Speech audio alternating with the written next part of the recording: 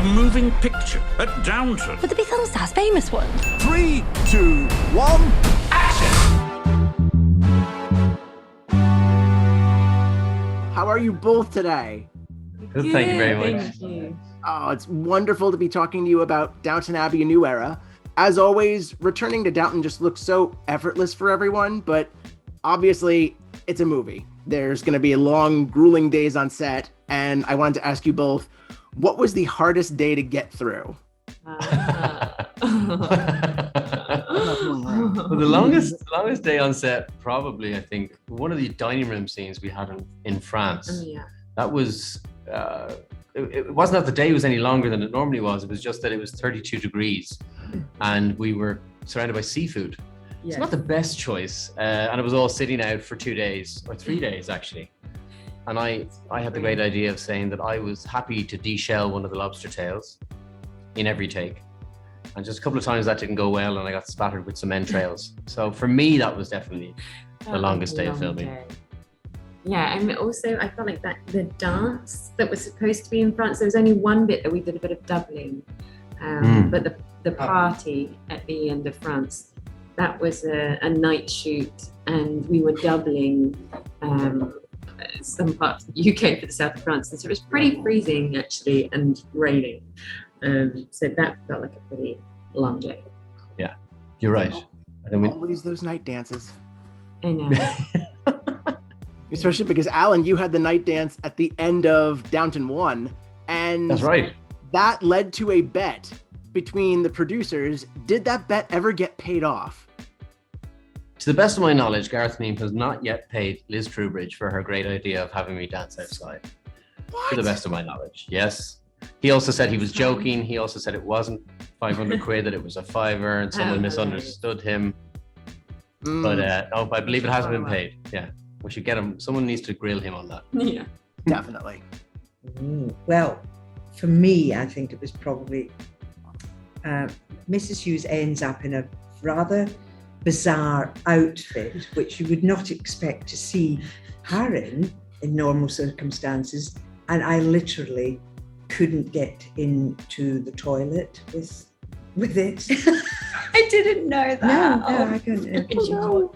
I tried every which way, and so I had to.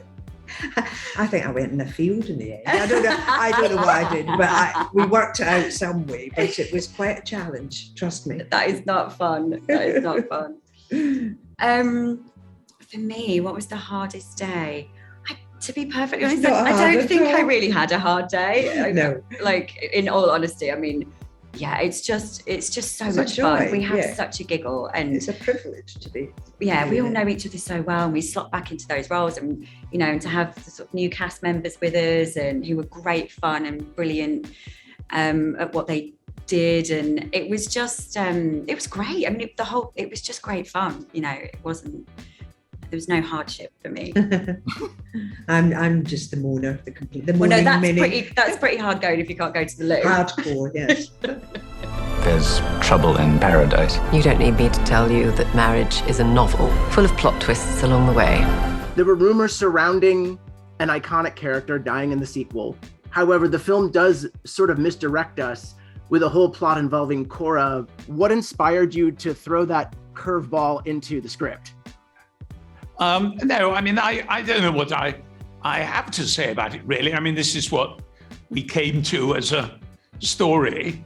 And with Cora and Robert, who both have quite emotional storylines this time, I felt that in the earlier film, although they were, in it a lot, I mean, they were on screen, but they didn't have their own particular emotional journey. And so I did want to give them both something with sort of meat on the bones for them to get their teeth into, so that was conscious. And apart from that, I do my research, and I was looking for a certain kind of condition and that sort of thing. And then I get advice from people who know far more about it than I do. Laura, Edith has gone from strength to strength throughout the entire history of Downton. And now, she's back to writing. She has such a wonderful, thriving family life. What do you think Yeah. is the greatest difference between the Edith you met and the pilot and the Edith we see in A New Era? Oh wow, that's a good question.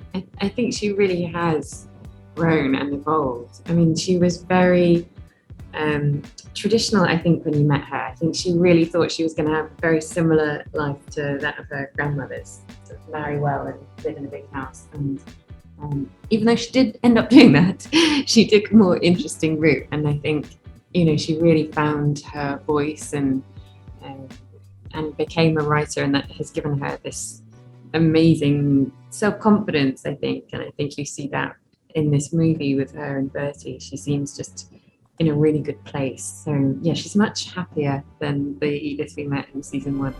Women like us fall into 2 categories, dragons and fools. You must make sure they think of you as a dragon. So, A New Era is indeed dawning. New developments, dear friends are leaving. If Downton 3 happens, do either of you have ideas for where you would like it to go?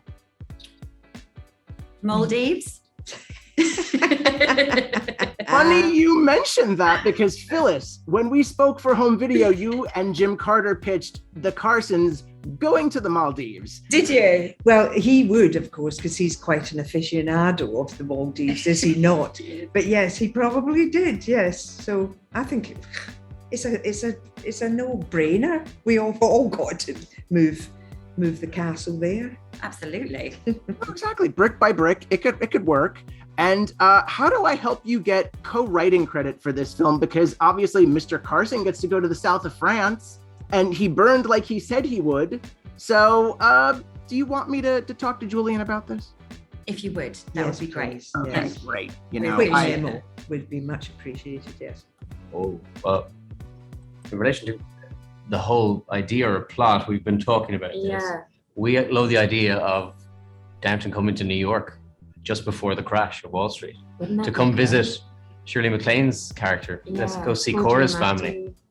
Yeah, I think if we're carrying on our excursion, Yeah, now that trend. now they've realized they can go on a boat. And, you know, Yeah. it's not going to sink. That they can possibly go to New York. New York. Oh, all the boats have sank before that point, so you're good. Absolutely, every Nothing ever single sinks one again. at some point, It's fine. or been sunk. Yeah. They better be warned. The British are coming.